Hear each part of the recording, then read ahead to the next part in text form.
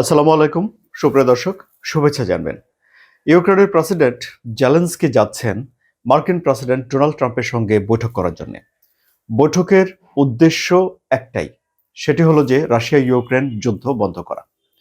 Donald Trump যে ২৮ দফা শান্তি পরিকল্পনা সাজিয়েছিলেন তা কিছুটা কাটছাঁট করে ইউরোপ এবং জেলেনস্কি মিলে সেটিকে ২০ দফায় নামিয়ে এনেছে। এখন এই ২০ দফা নিয়ে আলাপ আলোচনা করার জন্য জেলেনস্কি যাচ্ছেন ডোনাল্ড ট্রাম্পের কাছে, এবং স্থানীয় সময় রবিবার এই বৈঠকটি অনুষ্ঠিত হওয়ার কথা রয়েছে।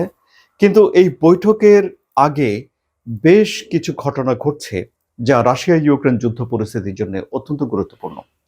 কি সেই বিষয়গুলো এবং এই বৈঠকে কি হতে পারে সেসব বিষয় নিয়েই চলুন আলোচনা করি।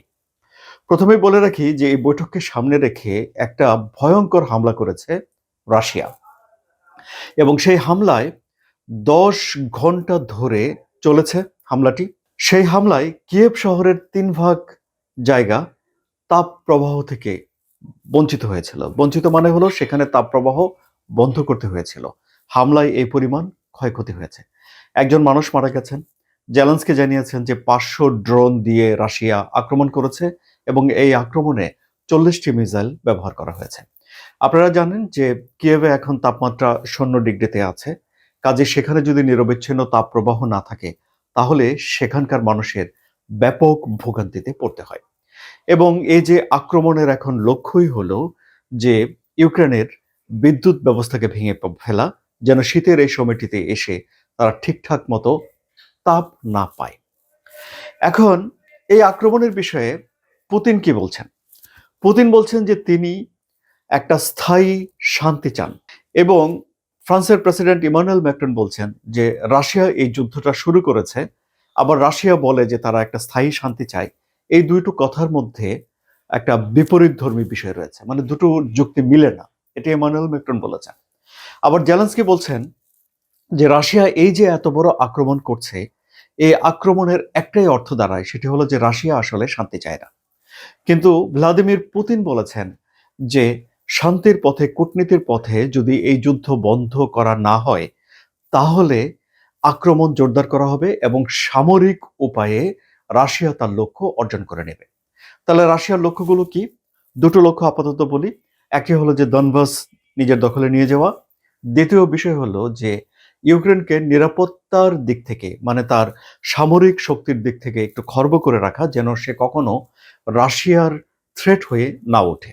এই দুটোই আপাতত বিষয়, এবং এই দুটো বিষয় নিয়ে আলাপ আলোচনা হচ্ছে। এখন ধারণা করা হচ্ছে যে এই দুটো বিষয়ে ইউক্রেনের সঙ্গে যুক্তরাষ্ট্রের একটা বোঝাপড়া হতে যাচ্ছে। এই বৈঠকের পর এটা স্পষ্ট হয়ে উঠবে যে কোন কোন পয়েন্টে তাদের ভেতরে কতটুকু বোঝাপড়া হলো। কিন্তু জেলেনস্কি এই বোঝাপড়াতে পৌঁছানোর আগে ইউরোপের সবার সঙ্গে কথা বলেছেন, নেতাদের সঙ্গে। যাওয়ার পথে তিনি কানাডা হয়ে গেছেন, সেখানে তিনি $২৫০ বিলিয়ন সহায়তা পেয়েছেন। এবং আবার ট্রাম্পের সঙ্গে বৈঠকের পর এসেও তিনি ইউরোপের সবার সঙ্গে, মানে ইইউর নেতাদের সঙ্গে তিনি কথা বলবেন। কেন জেলেনস্কি এই যোগাযোগগুলো কেন করছেন? কারণ জেলেনস্কি মনে করেন, বা এটি স্পষ্ট তার কাছে, যে রাশিয়ার সঙ্গে এককভাবে ইউক্রেন লড়াই করে পারবে না। কিন্তু রাশিয়ার সঙ্গে লড়াই করার সামর্থ্য রাখে যুক্তরাষ্ট্র।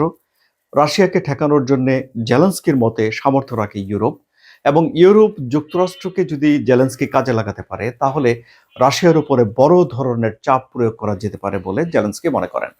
আবার এই যে ৪০টি মিসাইল এবং ৫০০ ড্রোন দিয়ে যে ১০ ঘন্টা ব্যাপী একটা হামলা রাশিয়া চালিয়েছে, এই হামলা এটি প্রমাণ করে যে ইউরোপ এবং যুক্তরাষ্ট্র রাশিয়ার উপরে যথেষ্ট পরিমাণের চাপ দিচ্ছে না। এই যে বিশ্লেষণ আমি করলাম, এই ব্যাখ্যাটি দিয়েছেন জেলেনস্কি নিজে। এটি তার মত, তিনি এটি মনে করেন। সুতরাং তিনি ছোটাছুটি করছেন রাশিয়ার উপরে ব্যাপক পরিমাণের চাপ দেওয়ার জন্য, এবং রাশিয়া যে কাজটি করছে সেটি হলো যে আক্রমণ করে ইউক্রেনকে ব্যতিব্যস্ত করে ইউক্রেনের উপরে একটা কঠোর চাপ প্রয়োগ করছে, এবং আরো বড় সামরিক হামলা চালানোর একটা প্রচ্ছন্ন হুমকি দিয়ে রেখেছে, এই কথা বলে যে ডিপ্লোম্যাটিক ওয়েতে বা কূটনৈতিকভাবে, মানে আলাপ আলোচনার মাধ্যমে যদি এই সমস্যার সমাধান না হয় তাহলে রাশিয়া সামরিকভাবে এর সমাধান করবে। রাশিয়া যদি সামরিকভাবে এর সমাধান করে তাহলে রাশিয়া যুদ্ধটা আরো বাড়িয়ে তুলবে। এখন রাশিয়া যদি এই যুদ্ধ বাড়িয়ে তোলে তাহলে উত্তর কোরিয়া অবশ্যই রাশিয়ার পাশে থাকবে, এই যে বড়দিন উপলক্ষে, নতুন বছর উপলক্ষে যে শুভেচ্ছা বিনিময়গুলো হচ্ছে পুতিন এবং কিমের মধ্যে, সেসব শুভেচ্ছা বিনিময়ের মধ্যে কিম স্পষ্ট এটি বলেই দিয়েছেন। আপনারা জানেন যে কিম মানে উত্তর কোরিয়া রাশিয়ার বেশ ভালো সহযোগী। বিশেষ করে কুরস্ক পুনরুদ্ধার করার জন্য উত্তর কোরিয়া বেশ সহযোগিতা করেছে। তাদের ৬০০ সেনা সেখানে মারা গেছে।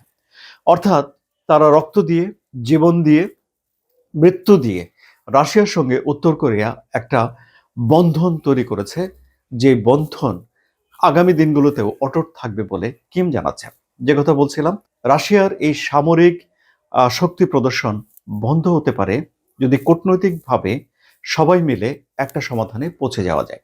কিন্তু কূটনৈতিকভাবে সমাধানে পৌঁছে যাওয়াটাও এখনো অনেক দূরে।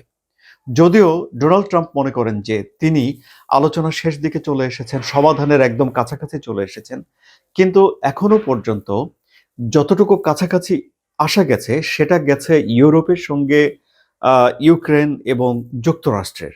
কিন্তু তারা সবাই মিলে যে প্রপোজালটা তৈরি করছে, সে প্রপোজাল নিয়ে রাশিয়া কি বলে সেটা এখন দেখার বিষয়। আলোচনা কেমন লাগলো সুপ্রিয় দর্শক? যদি আলোচনা ভালো লাগে তাহলে সাবস্ক্রাইব করে চ্যানেলের সঙ্গে থাকুন। ধন্যবাদ।